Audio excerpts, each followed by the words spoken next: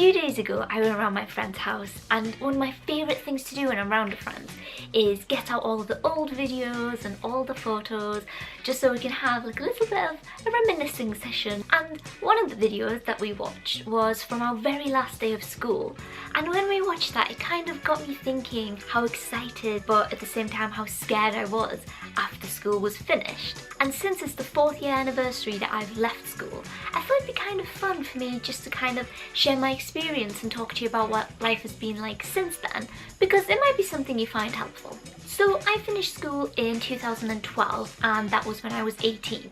Now, for the rest of the world that means high school, but here in the UK it was a sixth form college. For me, finishing school meant going to university, so I'm going to talk about that first because it's the thing I'm most knowledgeable about. But I'm also going to talk about taking a gap year, starting a full-time job, doing an apprenticeship, or something else if none of those things appeal to you.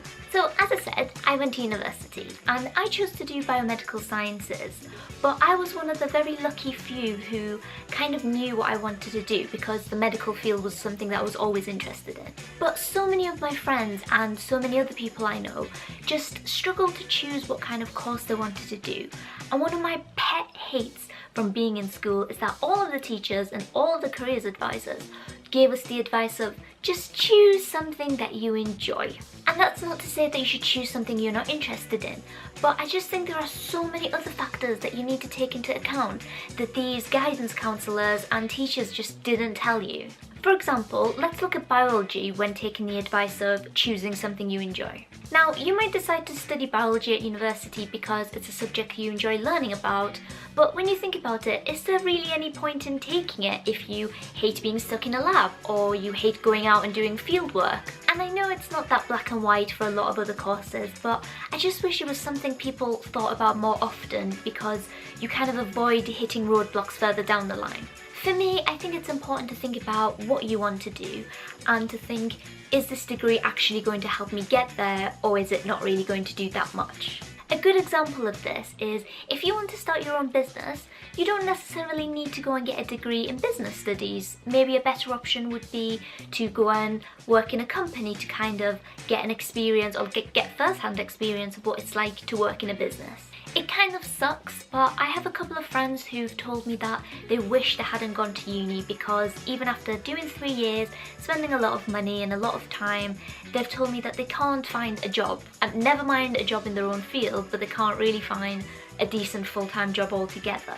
Knowing what I know now, my best advice would be to try and think about a field that you're interested in instead of just a course you're interested in.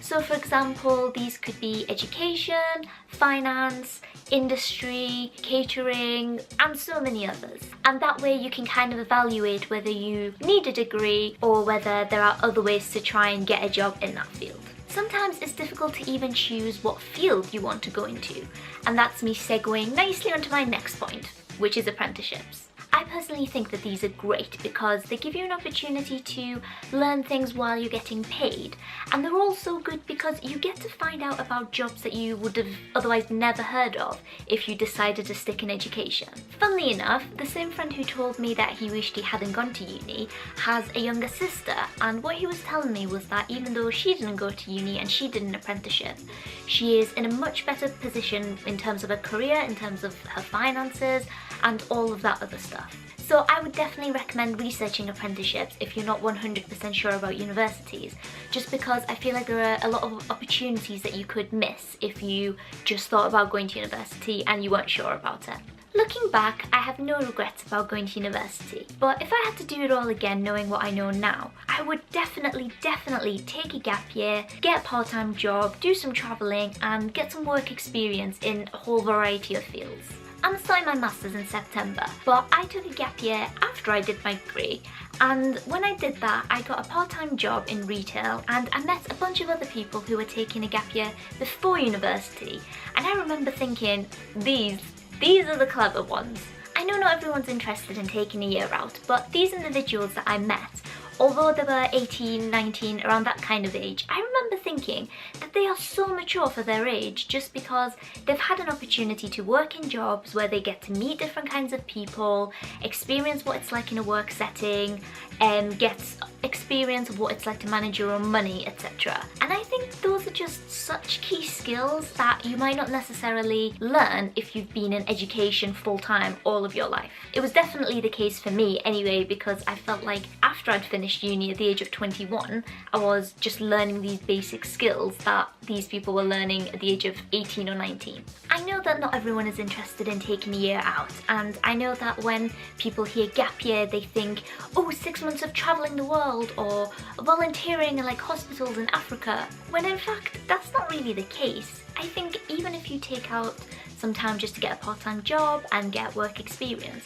those are still really valuable skills that can help you further on down the line.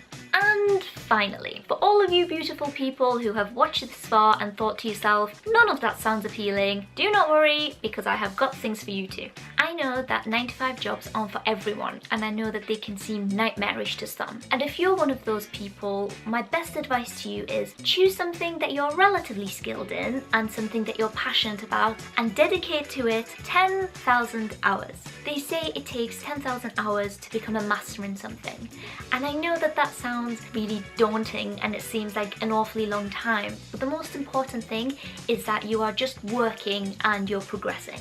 Just to give you a few examples in case you're not sure what kind of things I'm talking about, you could become an artist and sell your art online. You could start your own jewellery making business on Etsy. You could create short films or become a travel vlogger or start your own fashion blog. You could write your own book, short stories, create a cooking channel on YouTube, or produce your own music. All of these things seem impossible at first because if you're a beginner, it always seems like someone's doing it better than you and they're all quite competitive things. But what you need to remember is that best people are the ones who have dedicated that 10,000 hours, and the more you work towards something, the more I can bet that your efforts won't be fruitless. Sometimes we forget this, but life isn't really a race, it's a marathon. And if at times you feel discouraged, just remember, do your work, put in the time, hustle as much as you can, and stay in the game for as long as you can, and just know that what you want to achieve is possible.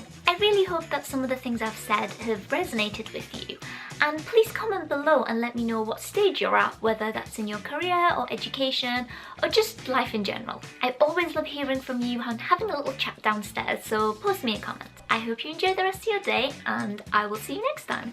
Mwah!